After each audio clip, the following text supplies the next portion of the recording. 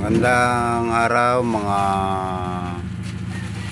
ka-on step at mga ka-racing boots, no? Meron tayo ditong ginawa, no, na ortho corrective sandals kasi open na modification, no? Repair and modification, no?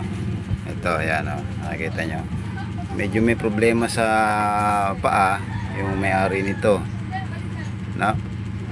Medyo may deformation, tsaka medyo mahina o mapayat yung left leg ng pasyente, no?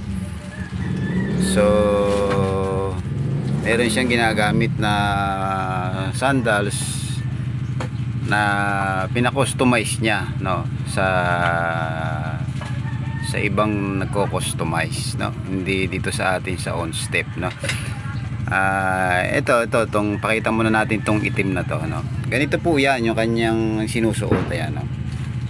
Ayan, nakita nyo, ito yung normal, ito yung halos yung walang diferensya. Ayan, yan ang pormahan, no. Ayan, no. Puro ano siya, naka velcro strap, ayan, no. Sa taas ganun din, ano, dalawang strap na makitid tsaka isang strap na malapad, yung usual forma ng mga corrective ortho tsaka diabetic sandals na design, no? Medyo mid-cut type ang pormahan, no? Yan yung ilalim niya. Matagal niya rin ginagamit, naupod niya, ayan, no? Ayan, no? Ito yung normal, yung kanyang kanan. Yung kaliwa niya, itong medyo komplikado, no?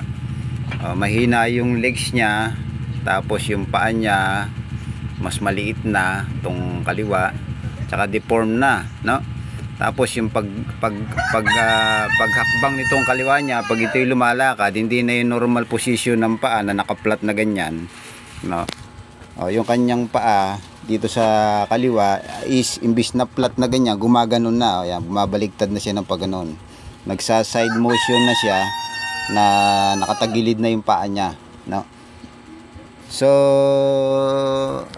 ang ginawa dito sa kanya nung unang pinagpagawaan niya nito, ayan, no, niligyan ng parang brace, ayan, no, kung nakikita niyo, ayan, no, niligyan ng patigas diyan sa outer lateral sides nitong kaliwa, ayan, no, ganyan kakapal yung nilagay nila, tinapal dito sa gilid, siguro para ma-prevent niya yung pagtagilid ng paa papunta sa outer, yan, para hindi gumano ng paa, no. Niligyan niya ng brace dito, no, para tumigas yung portion na yan, mapigil yung pagtagilid ng paa pag ganon, ano.